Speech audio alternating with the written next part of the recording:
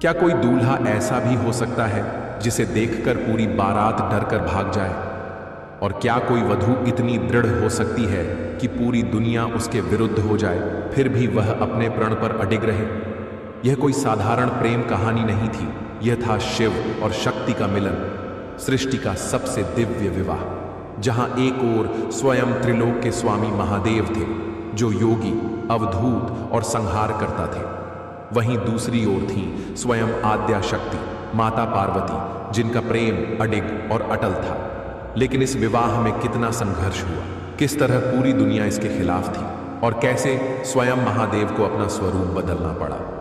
एक ओर माता पार्वती, जिन्होंने जन्म जन्मांतर तक कठिन तपस्या की केवल महादेव को पाने के लिए, दूसरी ओर उनकी माता मैना देवी, जो इस विवाह को रोकने के लिए किसी भी हद तक जाने को तैयार थी। जब भगवान शिव की बारात कैलाश से चली तो यह कोई सामान्य बारात नहीं थी, बल्कि यह भूत प्रेतों, पिशाचों और अघोरियों की बारात थी, जिसे देखकर पूरी दुनिया कांप उठी। नगर की स्त्रियां भय से रोने लगीं, बालक अपने घरों में दुबक गए और स्वयं मैना देवी ने कहा, मैं अपनी बेटी को ऐसे भस्म रमाए, मुंडमाल पहने, भूतों से घिरे दूल्हे को नहीं सौंप सकती। तो क्या यह विवाह नहीं हुआ? क्या माता पार्वती को अपने प्रण से पीछे हटना पड़ा? क्या स्वयं भगवान शिव ने अपना रूप बदला? इस अद्भुत और रहस्यमयी कथा को अंत तक देखें, क्योंकि यह केवल शिव पार्वती का विवाह नहीं, बल्कि प्रेम, तपस्या और धैर्य की सबसे प्रेरणादायक गाथा है। अगर आपको यह कथा पसंद आए तो वीडियो को लाइक करें, कमेंट में हर हर महादेव लिखें और हमारे चैनल को सब्सक्राइब करके घंटी दबाएं और प्रभु का आशीर्वाद प्राप्त करें। दोस्तों, अंबा जी, जो पूर्व जन्म में सती थीं, उन्होंने जब भगवान शिव से बिछड़ने का कष्ट सहा तो अपने शरीर को योगाग्नि में भस्म कर दिया। कालांतर में उन्होंने हिमालय के घर जन्म लिया और पार्वती के रूप में प्रकट हुई। वे बचपन से ही शिव अनुराग में डूबी हुई थी। जब वे किशोर अवस्था में पहुंची तो किसी से कोई वार्तालाप नहीं करती थी। माताजी हर पल भगवान शिव के ध्यान में निमग्न रहती थी। धीरे धीरे उन्होंने कठोर तपस्या आरंभ कर दी। वे इतने कठिन नियमों का पालन करने लगीं कि केवल वे बिल्व पत्र ही ग्रहण करती थी, जो वृक्ष से सूखकर स्वयं गिर जाते थे। इस कठिन तपस्या के कारण उनका शरीर अत्यंत दुर्बल हो गया और इसी कारण से उनका नाम अपर्णा पड़ा। भगवान शंकर को इस कठोर तपस्या का भान हुआ और उन्हें यह झांत हुआ कि पूर्व जन्म की सती ही पार्वती के रूप में जन्म लेकर उनकी प्राप्ति के लिए कठिन तप कर रही है। इस पर भगवान शिव ने सप्त अर्षियों को बुलाया और उनसे कहा, जाओ और पार्वती जी की भक्ति और प्रेम की परीक्षा लो। भगवान सब कुछ जानते हैं, फिर भी वे अपने भक्तों की परीक्षा क्यों लेते हैं? यह वही प्रश्न है जैसे कोई कहे कि शिक्षक को तो पहले से ही पता होता है कि छात्र ने कितना पढ़ा है, फिर भी परीक्षा क्यों होती है? लेकिन परीक्षा तो इसलिए होती है ताकि यह सिद्ध हो सके कि विद्यार्थी ने वास्तव में कितना सीखा है। ठीक इसी प्रकार भक्त की निष्ठा की भी परीक्षा होती है, यह देखने के लिए कि क्या हम वास्तव में ईश्वर को चाहते हैं या उनकी रची हुई माया में ही उलझे हुए हैं। यदि हम माया के आकर्षण में फंस गए तो हमारा अंक शून्य होगा, लेकिन यदि हमने ईश्वर की ओर अपना ध्यान बनाए रखा और माया से स्वयं को बचा लिया तो हमें पूर्ण 100 अंक मिलेंगे।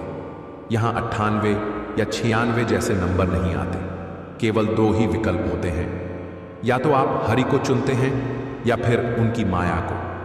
प्रत्येक भक्त के समक्ष कई प्रकार की परीक्षाएं आती हैं, परंतु अधिकतर लोग आसान मार्ग चुनते हैं, जैसे लड्डू खाना अर्थात सुख भोगना। किंतु जो भगवान की शरण में जाते हैं वही माया के जाल से पार हो सकते हैं। भगवान शिव ने सप्त ऋषियों से कहा, हे सप्त ऋषियों, हमारी आज्ञा है कि आप पार्वती की तपस्या की परीक्षा लें। यदि वे इस परीक्षा में सफल होती हैं तो उन्हें इस कठिन तपस्या से निवृत्त कर देना। यदि उनका प्रेम और समर्पण सच्चा सिद्ध होता है तो उन्हें यह बताना कि अब उनकी साधना पूर्ण हो चुकी है और वे महादेव को प्राप्त करेंगी। जाओ और उन्हें यह शुभ समाचार दो कि अब आगे तपस्या की आवश्यकता नहीं है। सप्त ऋषि जब पार्वती जी के समीप पहुंचे तो वे मानो स्वयं तपस्या की मूर्ति बन चुकी थी। उनका शरीर केवल अस्थियों का ढांचा मात्र रह गया था। और वे केवल सूखे बिल्व पत्र ग्रहण कर रही थीं। उनकी स्थिति देखकर मुनियों ने उन्हें आदर पूर्वक संबोधित किया। हे हिमालय पुत्री, इतना कठोर तप क्यों कर रही है? किसकी आराधना में इतनी तल्लीन हो? तुम्हारा लक्ष्य क्या है? यदि हमें सुनने का अधिकार है तो कृपया हमें बताओ।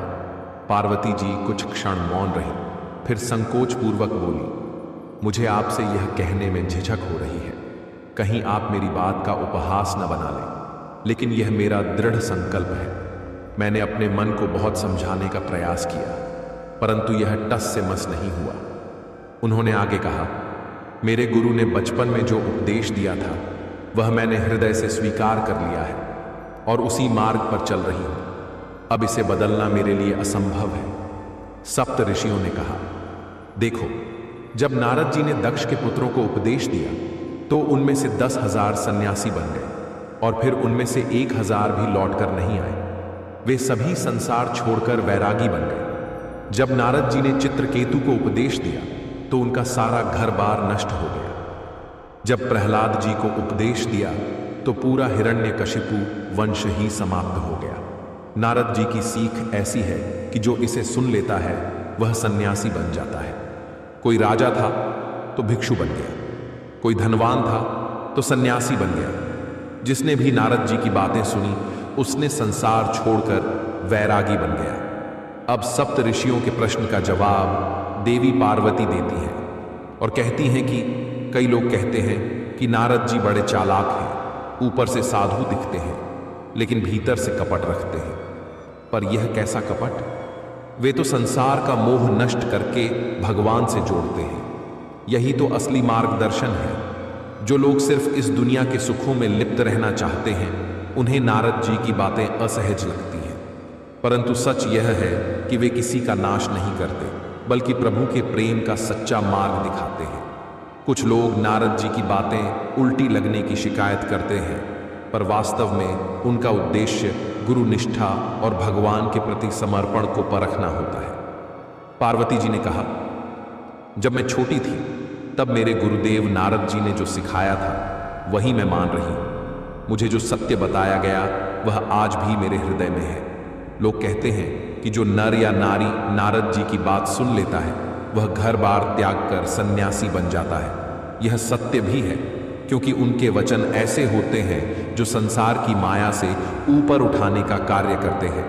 परंतु मैं तो पूरी निष्ठा से महादेव को ही अपना पति मान चुकी हूं। चाहे कोई कुछ भी कहे, चाहे संसार मुझे भिखारी कहे या सन्यासी, मेरे लिए यही सत्य है कि भगवान शिव ही मेरे आराध्य हैं। सप्त अर्ष्य कहते हैं भगवान शिव निर्गुण हैं, अर्थात वे किसी एक गुण से परिभाषित नहीं होते।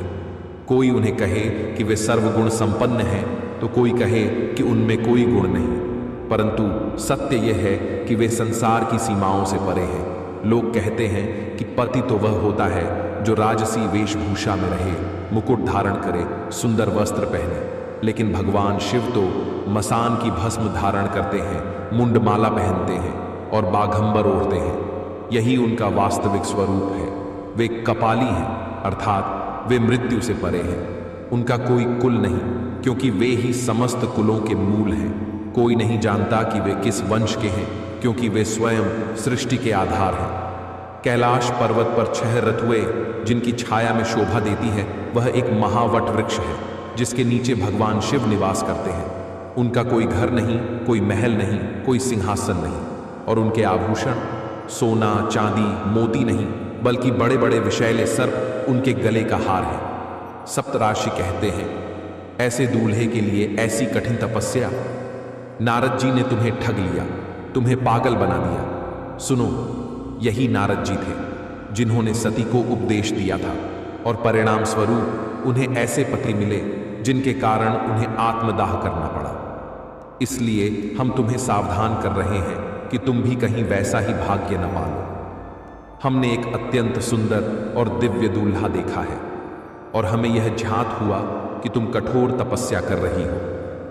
यदि तुमने हरि का नाम सुना है तो जान लो कि वे बैकुंठ में रहते हैं और उनका सौंदर्य अनुपम है। यदि तुम उनका वर्णन मात्र कर लोगी तो भी तुम्हारा जीवन सुखी हो जाएगा।